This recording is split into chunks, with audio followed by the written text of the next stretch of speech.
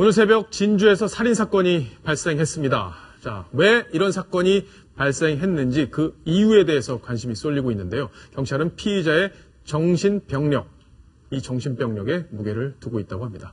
먼저 피의자가 오늘 검거가 됐는데 그 목소리부터 직접 들어보시겠습니다. 칼을 휘두르셨는데 이유가 있습니까? 대한민국 땅은 중국 깡패들 와서 그 어지럽힐 땅이 아닙니다. 그럼 그 피해자들한테 칼을 휘두르신 이유는 뭡니까? 하루에 가서 들어보십시오. 그 사람들이 형사이라는 증거가 있습니까? 그건 건달들만 압니다. 개인적 건달입니까? 그럼 그 사람들하고 개인적인 원한이 있었습니까? 사람은 안 믿죠. 제가 믿지. 어떤 일을 저지르는데? 대한민국에 와서 이 나라 딸내미들을 얼마나 잡아먹었는지 아십니까? 자, 지금 피의자의 목소리를 들었는데 네. 전혀 죄를 뉘우치거나 이런 네. 모습이 아니고 마치 내가 무슨 단죄를 했다 이런 네. 식의 얘기를 하고 있는데 정신병이 의심되는 상황인 건 분명해 보이네요. 일단 뭐 저 인터뷰 내용을 보면 횡설수설이라는 말밖에는 일반인으로서는 우리 정상인들이 이해할 수가 없죠. 그러니까 경찰도 지금 정신병력에 무게를 두고 수사를 하고 있는데 그 내용을 보면은 조금 황당한, 조금 귀가 솔깃할 만한 내용들이 있어서 뭐 흑사회를 처단했다. 흑사회? 네, 흑사회. 뭐 중국의 최대 규모의 범죄 단체이기도 한데 뭐 이런 얘기들을 자꾸 반복을 하고 본인이 무슨 뭐 처단해야 될 사람을 죽였다라는 식으로 얘기를 하는데 이 중국 최대 폭력 조직입니다. 국내 침투해서 활동을 하다가 2013년도 2년 전에 서울에서 부두목이 검거가 되기도 했었는데 사실 이 계획 범죄인 거는 의심할 만합니다. 이 범행 전날 중앙시장 그 주방 기구를 파는 곳에서 부엌칼이 이제 도난을 당했거든요. 그거를 미리 준비를 했었던 점.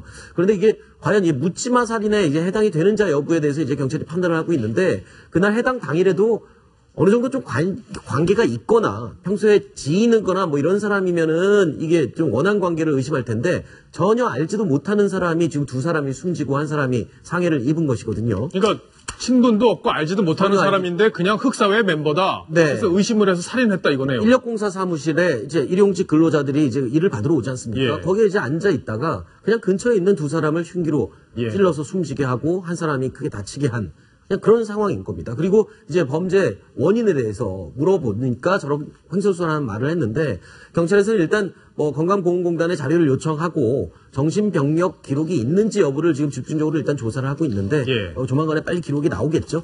자, 경찰에서 수사 결과를 발표를 했습니다. 오늘 오후였는데요. 경찰의 목소리도 한번 직접 들어보시겠습니다. 정신 상태는 술을 먹거나 그런 상태는 아직 아닙니다. 또는 계획적인 범행으로 보고 이제 수사를 진행 중에 있습니다. 왜 그러냐면 이 사람이 전일날 흉기를 훔쳤고 그리고 진술 내용을 보면 며칠 전부터 이 피해자 3명만 지켜봤다라는 진술이 나왔기 때문에 지금 피해자는 정신 상태를 보면 망상에 가까운 그런 진술을 하고 있거든요. 자기가 진술을 하면서도 자기는 사람을 살인한 게 아니다. 흑사회를 처단을 한 거다. 그렇게 지금 진술을 하고 있습니다. 흑사회 쪽에 꽂혀가지고 횡설수설을 하고 있는 상태입니다.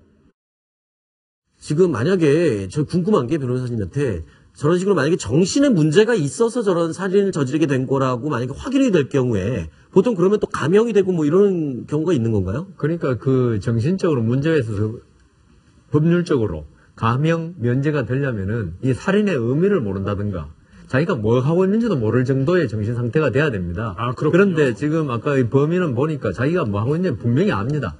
다만 문제는 이 죽이게 된 동기에 대해서 횡설수설하는 거거든요. 그냥 물론 아주 치정이나 뭐 금전 문제로 하는 거 하고 이런 정신적인 문제에 있어 하는 거에 대해서는 나중에 살인이죠. 형을 감안해 줄 수는 있지만 저걸로 인해서 형을 뭐 의무적으로 강경한다거나 면제할 사안은 아닙니다. 이것도 아까 횡설수설하는 내용 중에 나오진 않았지만 뭐 오원춘의 부하들이 있다. 뭐 이런 내용도 오원춘의 부하들. 부하들이 있다라는 뭐 말도 해서 현장에서 취재 기자들이 깜짝 놀라기도 했는데 사실 경찰에서도 그렇고 거의 가능성이나 어떤 그런 게 희박하다. 횡설수설한 내용으로 보면 된다라고 이야기를 하고 있습니다. 그러니까 결국에는 정신병을 앓고 있는 사람에 의해서 애꿎은 사람들이 목숨을 잃은 그런 안타까운 사건으로 볼 수 있겠네요. 자, 다른 해외에서 벌어졌던 사건 얘기도 김정환 기자하고 한번 해봐야 될 텐데, 자, 30년 전의 살인사건, 어떤 일 때문에 그 진상이 드러났다, 이런 얘기가 오늘 외신에 나왔던데요. 그 내용 소개를 해주시죠. 주인공은 미국 뉴욕의 부동산 재벌 2세입니다. 부동산 재벌이요. 그렇습니다. 바로 예. 곧 보시게 될 사진의 주인공인데요. 로버트 더스트 씨고 아주 엄청난 부를 축적한 재벌인데 이 사람이요.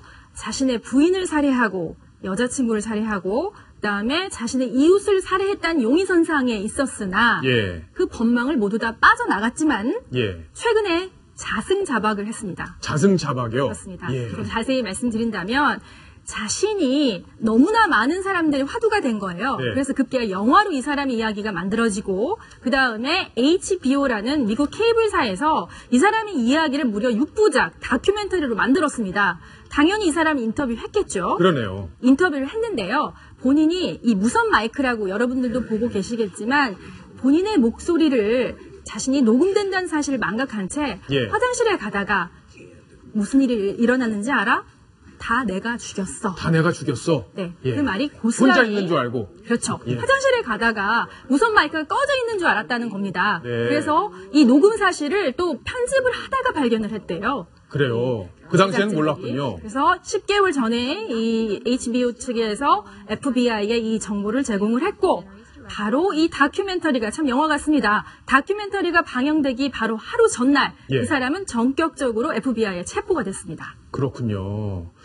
자, 근데 궁금한 게 있습니다.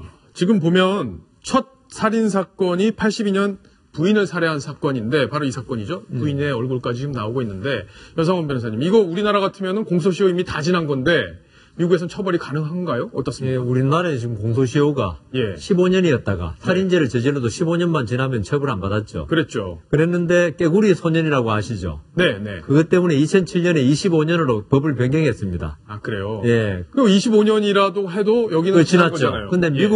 미국이나 일본은 이 살인죄 등 흉악 범죄에 대해서는 공소시효가 없습니다. 아, 그래요? 그래서 뭐 가끔 우리 외신을 보면 FBI 요원이 40년 동안 추적하다가 잡아서 이 법정에 세운 그런 것도 보이는데 이 공소시효가 본래는 두 가지 의미거든요. 한 30년, 40년 지나면 증거를 더 이상 찾을 수 없다. 네. 하나. 두 번째가 그 평화롭게 살고 있는데 이제 또다시 그 분란을 일으켜서 뭐 하겠냐 이건데 예. 지금은 DNA 등 많은 그 기술이 증거가 발달을 확보되어 했죠. 있기 때문에 수십 년이 지나도 가능하고 그다음 흉악 범죄자는 평화롭게 살면 안 되죠. 네. 그래서 우리나라도 지금 공소시효를 없애자는 이야기를 많이 하고 있습니다. 그렇죠. 근데 지금 저 사건이요. 30년 동안 저 3번의 사건을 모두 무죄 판결을 받았거든요. 네. 그 이유가 저 사람이 엄청난 부동산 재벌이고 사건이 일어날 때마다 어마어마한 법률 지원단을 동원을 해갖고 다 예. 빠져나왔단 말이에요. 그러니까 유전무죄였군요. 예, 요번에 그 다큐멘터리 녹화를 하면서 본인이 이제 마이크가 이제 녹음되는 걸 모르고 화장실 가다가 혼잣말로 내가 다 죽였어 했다는 이 말. 예. 결국에 이 말 때문에 FBI에게 체포는 됐지만 과연 또 저 사람이 얼마나 어마어마한 변호인단을 써서 이 멘트, 그 내가 죽였지라는 이 말이 유죄를 입증할 증거가 될지 안 될지를 또 법정 다툼을 벌여야 되거든요. 예. 그래서 그래서 여론의 재판이 상당히 미국에서는 큰 영향을 미치죠. 물론 이제 배심원을 선택할 때 거기에 대한 정당한 판결을 내릴 수 있느냐를 보겠지만 네. 이 사건이 워낙 그 여론의 관심, 초미의 관심을 갖고 있기 때문에 모으고 있기 때문에 아마도 이번에는 법망을 빠져나가기가 그렇게 쉽지는 않을 것 예. 같습니다. 근데 저 무선 마이크가 정말 조심해야 되는 게요. 저희도 이게 차고 있는 게 이게 무선 마이크거든요. 근데 저도 저런 비슷한 실수를 한번 한 적이 있습니다. 예. 그러니까 화장실을 갔는데 이게 마이크가 켜지를 몰라서 나중에 갔다 와서 PD한테 한참 혼났습니다. 그래요. 예, 볼일 여러 가지 보는 소리가 소리가 다 다 들려갖고. 자, 일단 살인범의 목소리를 한번 우리가 직접 한번 들어봐야겠습니다. 뭐라고 얘기를 했는지 그 방송에서 나왔던 그 목소리를 직접 확인하겠습니다.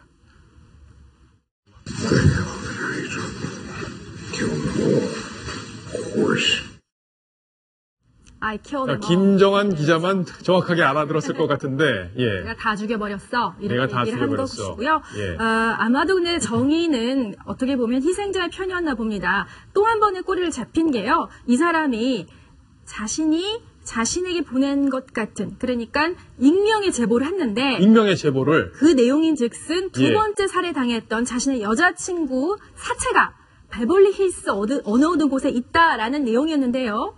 그 필체가 바로 이 사람, 익명의 제보자, 그러니까 범인이 아니면 알 수 없는 시체 유기 장소를 예. 제공한 그 내용에 나와 있는 베벌리 힐스라는 그 필체와 이 사람, 이번에 로버트 더스트 이 사람의 필체가 동일하다는 것이 밝혀졌습니다. 그렇군요. 그래서 자승자박이라는 제2탄이 여기서도 나타난 거죠. 예. 아니, 오타가 말하자면 지금 REY인데 LEY로 했는데 저런 오타마저도 똑같이 한다는 거는 필체 이상의 것이라고 판단이 되겠네요. 그렇겠네요. 얼핏 봐도 필체가 같은 사람의 네. 것이다 이런 것도 드러나오고 있고 미국에서 지금 뜨거운 관심을 받고 있는 바로 이 살인 사건의 주인공 이야기 저희가 자세하게 풀어드렸습니다.